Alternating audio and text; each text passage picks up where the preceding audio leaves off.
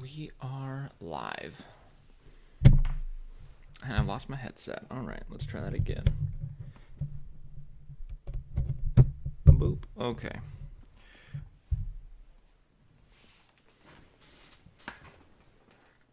So today we're going to watch a few videos that are all about writing, of course, as they always are, right? And I've got a few new people that we haven't watched yet together, and we're going to watch them together. So let's do that.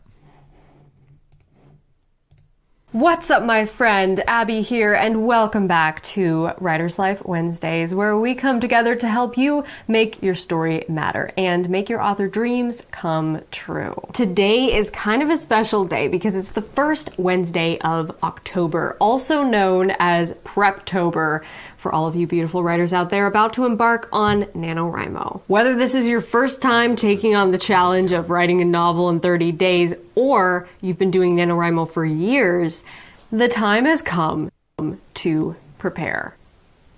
But you might be wondering how. A lot of writers ask me, Abby, what is your first step to writing a new story? Do you create your characters first or write your outline first? Do you fill out all of your character profiles and scene cards before you start writing the first draft? How long does my outline need to be? These are all great questions, and since my outlining process has evolved so much over the past few years, I thought now would be the perfect time to share with you a behind the scenes look at my Preptober process. In this video, I'm going to share with you the very first steps I take when I set out to write a new story. These are the methods that I'm currently using and that I would recommend to any writer out there who's feeling a little bit lost and overwhelmed. So without further ado, grab a notebook and let's get started.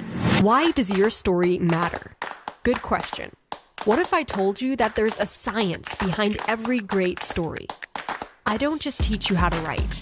I teach you how to change the world with your story and make your author dreams come true.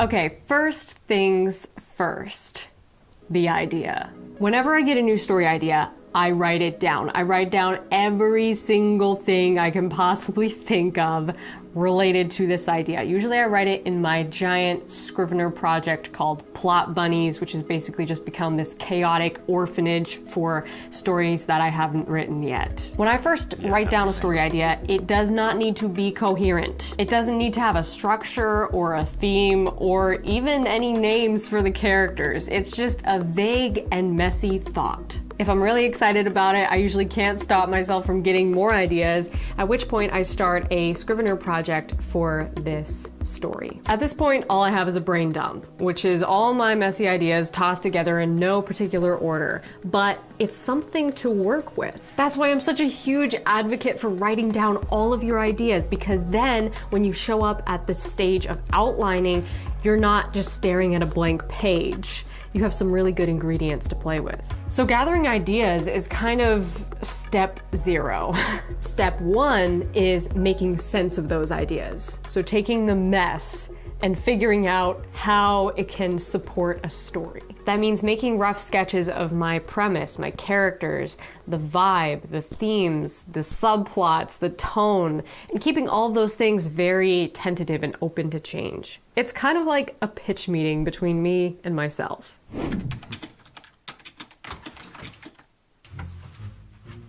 Hey! Hey, what's that? It's a new story idea. I'm kind of busy at the moment, so. Yes, I know, but this is a really good idea. You're gonna love it, trust me. No, I mean, I'm busy. I'm working on like 5 books at the moment. It's about Tessa and Weston. Accurate. A little too honest there.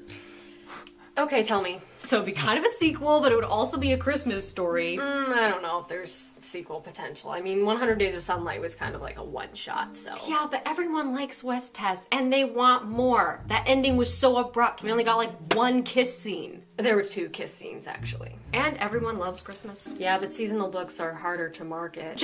Just imagine Tessa and Weston baking Christmas cookies together and having snowball fights and doing cute Christmassy things. That would be kind of cute, I guess. And I'm thinking that we can have Tessa's mom come into it, because in the first book there was that conversation where Tessa clearly had some unresolved angst about her mom, you know, who didn't even come to see her when she almost died in a car accident. It might be kind of hard to make her mom a sympathetic character. And I'm thinking there should be a puppy in it. Oh my god, yes, I'm sold. Okay, when are we writing this thing? Tomorrow. Once I've sold myself on the idea, I move on to the next step of the developmental process, the rough sketch. Okay, so as far as like writing down your ideas, I would also I agree with that. You definitely want to write down your ideas as you have them. I've lost so many ideas because I didn't write them down. So definitely have just a document. I mean, even, you know, I have a document that I have for romance ideas, a document that I have for fantasy ideas, sci-fi ideas, like that. So that way I can find them a little easier.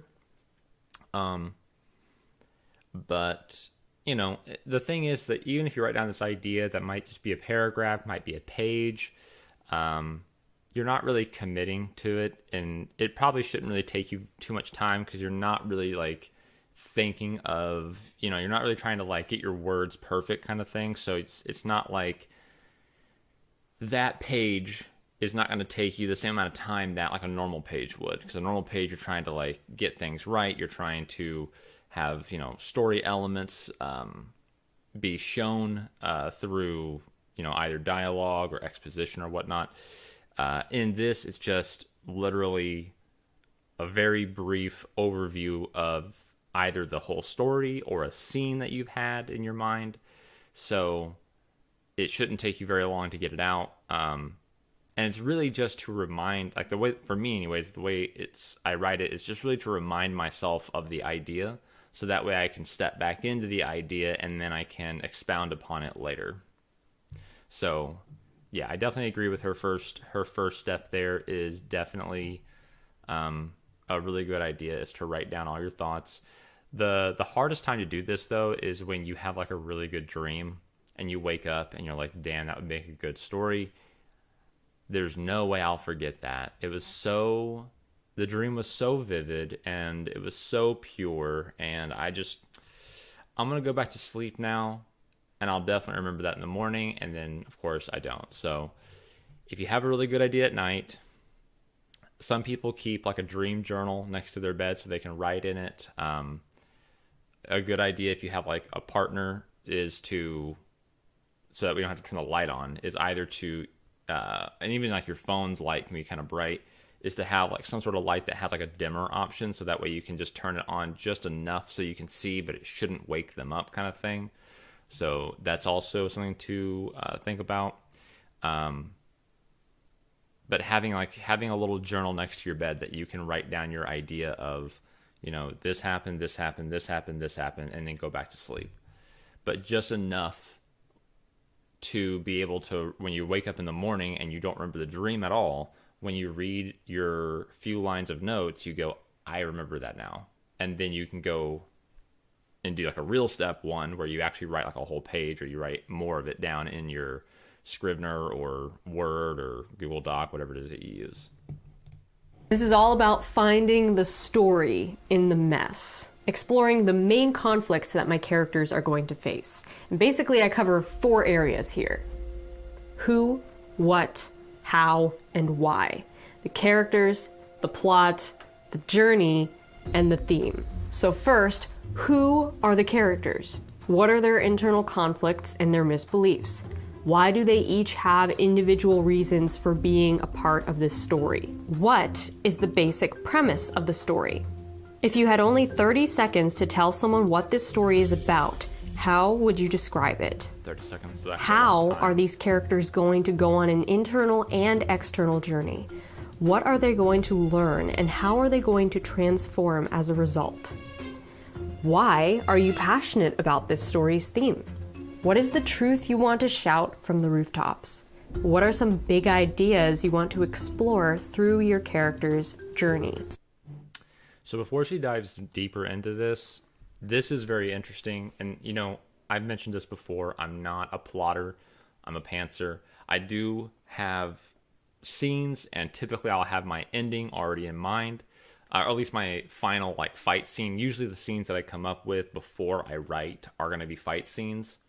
So that's how most of my stories are created, is I think of the fight.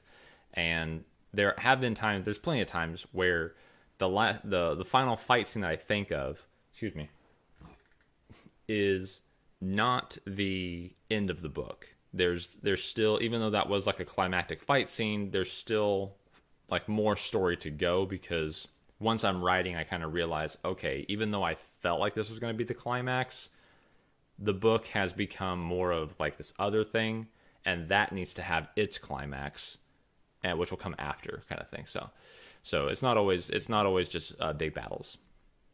But looking at this, like,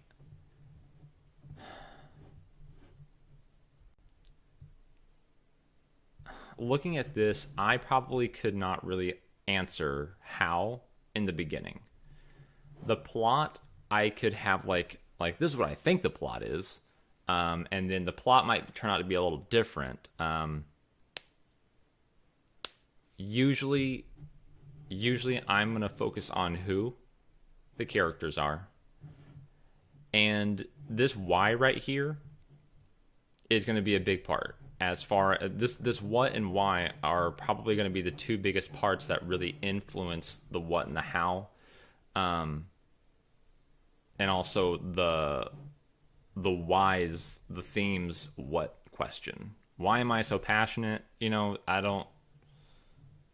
feel like it's just because, that's a really deep question that I probably never asked myself, because I don't go that deep. But like the what is the truth about your story kind of thing, that's going to be something that I'm going to learn when I answer this why and this what. When I look at my characters, I'm asking who they are. I'm going to be looking for their core values, right? I've mentioned that multiple times on the channel here, where core values of your characters are going to be the most important thing to figure out.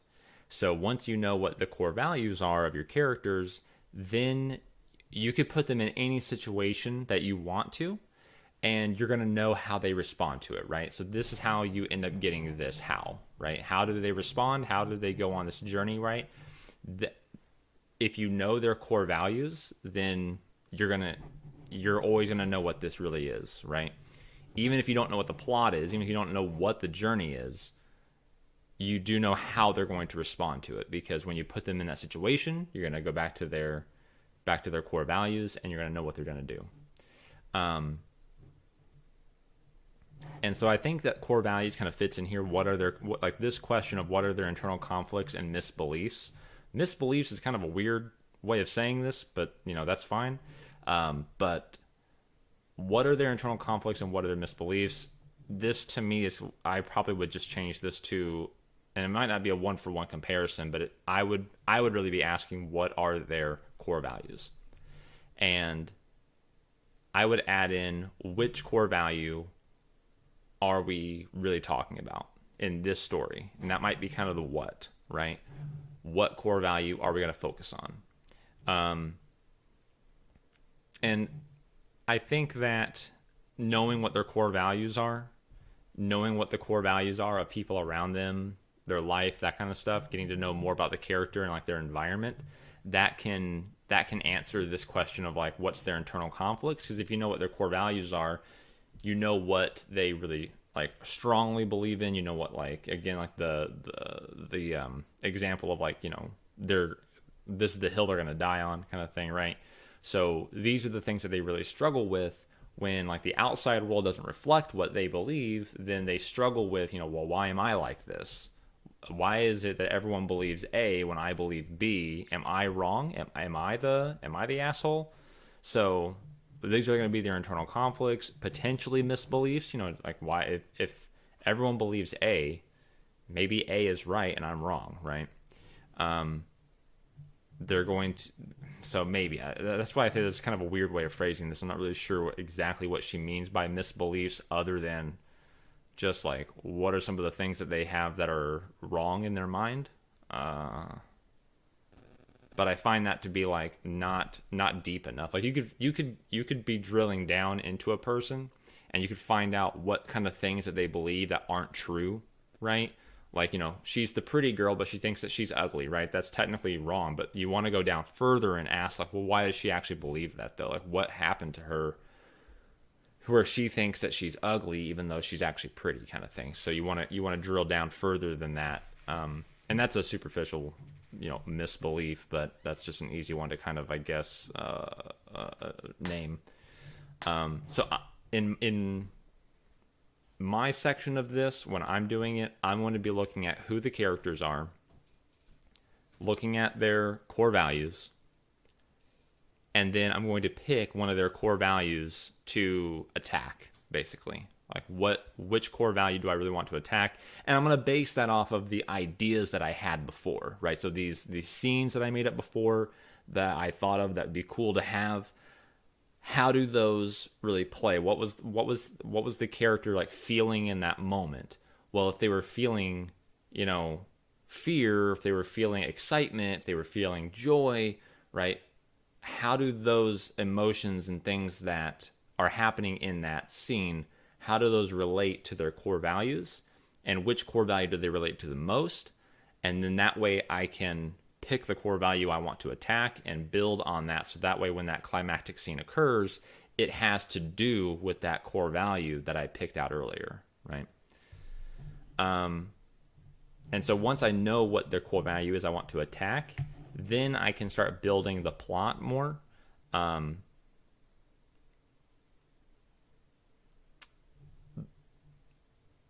This is still one of those things where the plot can, I don't want to say change, but like kind of evolve more. So, you know,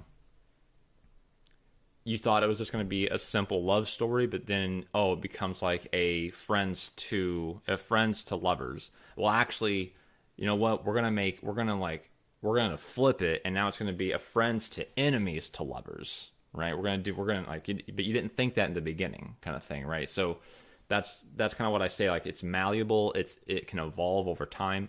So the plot, what you would describe it in 30 seconds, I still wouldn't be able to do that in the beginning. So she's here already answering this question. I wouldn't be able to do that yet. I'd basically be able to give like a very general idea of kind of what is probably going to happen at this point. I wouldn't be able to give like a for sure, this is the premise. So she's already on that. At this point, though, once I have my characters, I am going to know how. I'm going to know the how.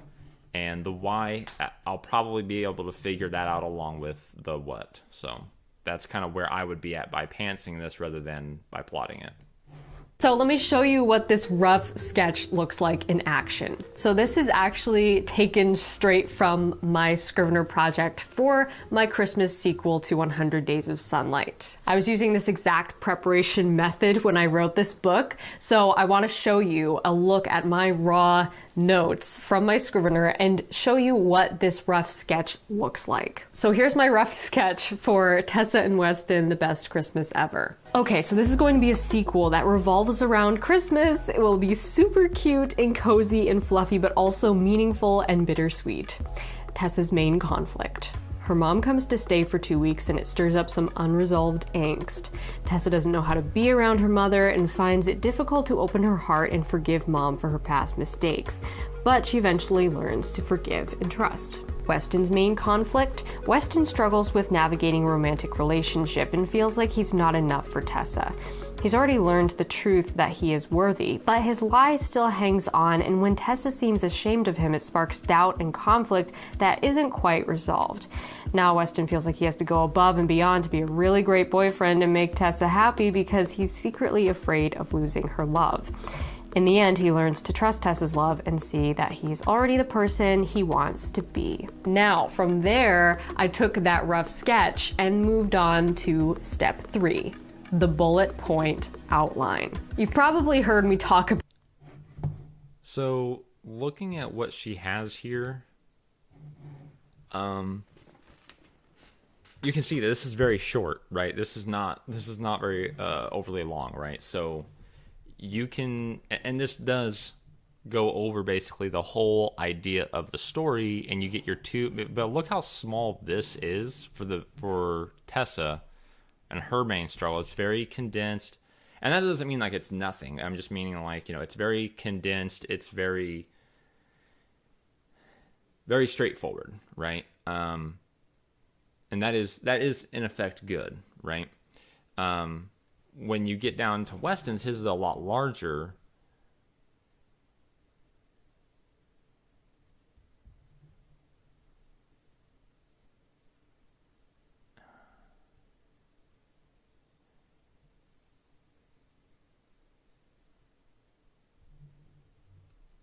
Yeah, I would just say that his probably, but I mean, it's notes. That's the thing, is it's notes. But I would just say like his could probably be more condensed into a, probably the same size as hers. This could be more condensed to be a little bit more straightforward. But the point here is that she gets, with all these caps, she gets basically the feel of how she wants it to be for the book. And I have heard a few reviews on this book, and this sounds like it's right on line, right on. She did this, right? It was super cute, cozy, fluffy, meaningful and bittersweet, probably. I feel like I heard from both people that I heard, they used the phrase like a Hallmark Christmas movie a lot, and I don't know if those are really meaningful. Maybe they are, but I'm not sure if meaningful really made it or not. So, but you know, to some people maybe it was meaningful, right? They, you know, going through Weston's and Tessa's conflicts, maybe they did find a lot of meaning in there as far as learning to forgive and trust, right? But with as much as that's here, you can see there's not a whole lot here, right? I don't think that we really have all of this. Where'd it go? I don't think we have all of this summed up in here. So I'm not sure if she meant to have the entirety of all this summed up in here or not. But I just don't. I don't see it. So maybe she gets more of it throughout. And I feel like that'd be kind of an important thing, because like for someone who's never really done hardcore plotting before, I look at this and I'm like, okay, I can't move on to, and especially if you're giving me steps, right? I'm a very analytical person in this way. You give me steps, I feel like I can't move to step next without having this current step complete. So I need all of these complete before I can move to step 3 here, which is the bullet point outline.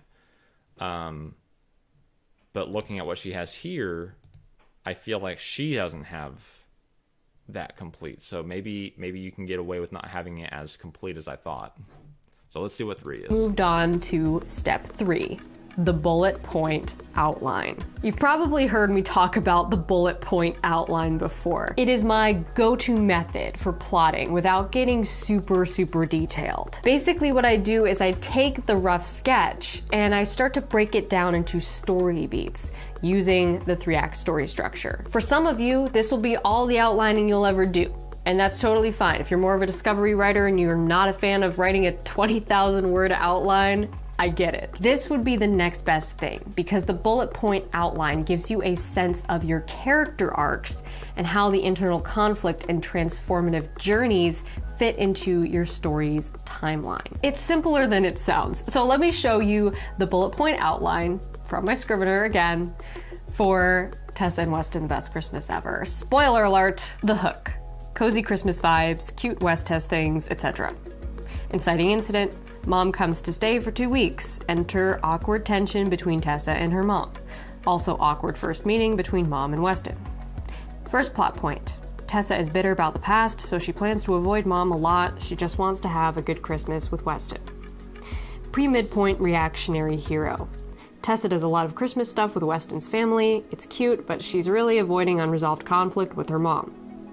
Game-changing midpoint. Weston calls Tessa out about avoiding her mom, and they have a mini fight, leading to unspoken tension. Something has changed.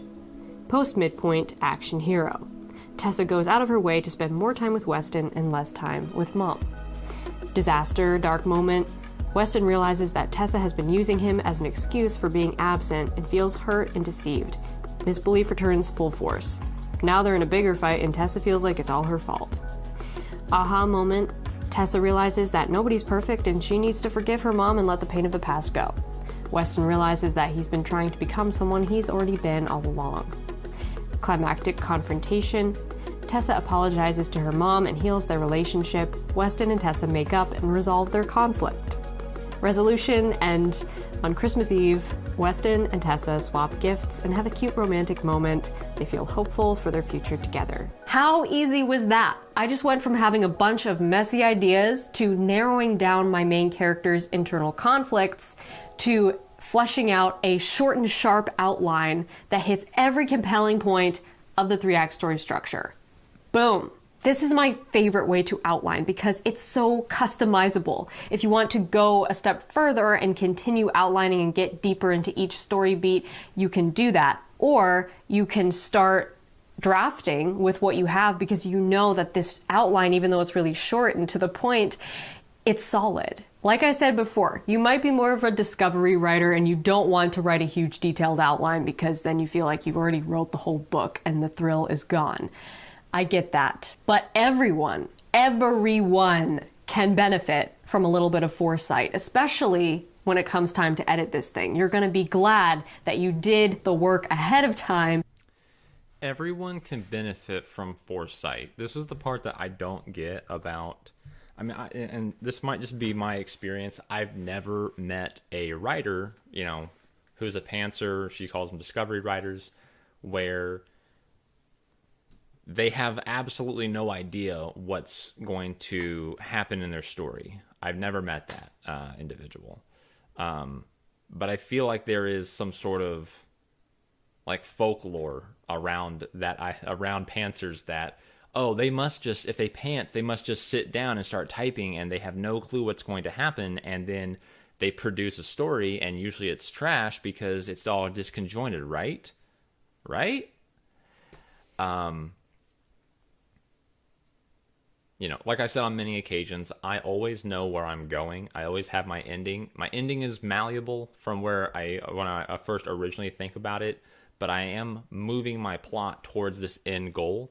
And as I'm making this plot go along, I start to realize, more and more like stronger story beats, things of that nature. So I can really guide it along, right? And this is also another part that I don't understand when I do hear pantsers who are like, my characters aren't doing what I want them to do kind of thing because they're just their own person.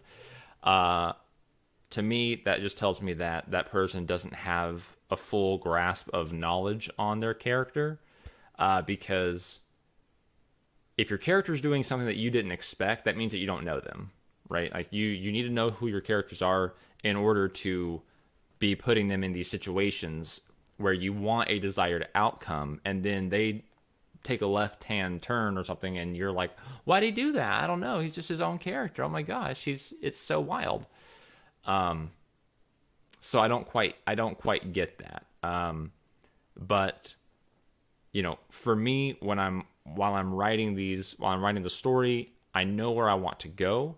I know how to push my characters to get there. It's more like guiding the characters through the events, right? Rather than like just letting them loose in the event, right? It's not like I just go, all right, let's see what you do. I have no clue. It's like, I know what you're going to do here, so go ahead and do it. There you go. Now we can do this over here, and I know what you're going to do there too, so there you go. So it is kind of like, having some foresight is definitely good. She's not wrong that everyone would benefit from foresight.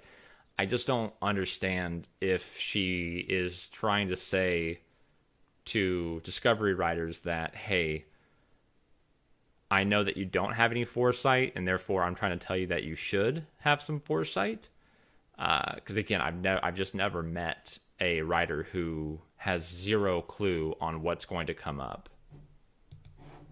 To make a really solid story structure and character arcs so that you don't have to do a bunch of rewriting. So obviously I am that person who needs to go many steps further and write a super detailed long. I'm actually going to stop it here again because of the rewriting thing. I hear that a lot where people are like, I like to plot so that way I don't have to rewrite. But a lot of times it's like, well, you're plotting, it takes up this amount of time. I just wrote the thing, and then I have to do some rewrites in the end that you may or may not have to do as well, right? We're all going to end up rewriting because our first draft is always trash, right? So you're always going to rewrite. But if you're going through your story and you end up like in a spot basically where like, okay, I have a gigantic plot hole, I don't know how to fix it, I need to like go back and rewrite a whole bunch of stuff. That is probably a problem where you either didn't get to know your world well enough or you didn't get to know your character well enough, depending on whatever this unfixable thing is that you have to go back and actually like completely rewrite stuff, and like write a different first draft of that section or of the whole thing or whatever you're having to do. That sounds to me like you didn't get to know your characters and didn't drill down to learn those core values. That's why I always harp on the core values so much. It's just because if you take your character and you learn who they are, figure that out, right? And this is all up to you too. It's not like you have to write them to learn who they are. This is up to you to figure out and to make it up, right? They're fictional characters. So you can say, this is what they are, this is what they do, these are the things that made them this way, I just made it all up, and now I can start writing, right? And that might take 10, 20 minutes of your time just to do it in your brain. It's not that hard. Outline, but first, before I do that, I dive into crafting my characters. And that's what next week's video is going to be all about. Yes, of course, this is a Preptober series. What did you expect? Next time, we're going to explore character building basics, and I'm going to share with you my new and improved character profile, which includes some questions that I have not yet shared anywhere else. This should probably be out by so now. Stick around for that. So we'll in the watch meantime, that you as can well. learn more about my Preptober process as a whole by checking out my recent live training on how to prepare to write a novel in 30 days. This training was super loaded, diving into my novel prep methods in greater detail, and I also shared my best tips and hacks for creating writing time and staying focused. All of that and more in the Preptober live training, which you can watch by joining my Patreon at the live training pass level. You can find that at patreon.com/Abbie Emmons. Smash that like button if you liked this video, and be sure to subscribe to this channel if you haven't already. Again, most of what she said I agree with. Definitely writing down your ideas as they come to you. That shouldn't take you very long. And again, like you saw what she wrote there was very minimal. As long as it reminds you and gets you back into that mind state that you were in when you originally had the idea, I think that's enough. And these questions that she had here, the who, what, how, why, those are really great questions. Again, I wouldn't answer them all at that point before I start writing, but I definitely would think about who my characters are before I start writing. And that's, two is that sometimes I introduce characters I didn't think of at the beginning. I introduce them later on. So whenever that character comes up is when I think about who they are, right? I don't always write my stories with like the knowledge of all the characters. Again, I know the fight scene that I'm building towards, right? So I think, who are those characters that are in this fight scene doing all these cool things? I'm going to have to get them into the story at some point in order for people to know who they are, right? So there is also that. That's usually when I do my who are those people? Okay, the main one was this one, so I'm going to start with him. Let me go down the line and figure out who he is. The next one was her. I'm going to do hers, then this one, and then I'll introduce this, just down the line that way. For me, I just don't like having roadblocks in my way. And this right here, if I had to answer all of these, I would feel like I'm very stuck. I would get very stuck on this, and I wouldn't really be able to proceed past it at that point in the writing phase. And that's just how I write. If you're able to answer all those questions at that point, during your rough skeleton or like before your rough skeleton, then that's great. But otherwise, I agreed with most of everything that she said there. Because I have more Preptober videos coming at you super soon, and I would love... All right, next one. Tips for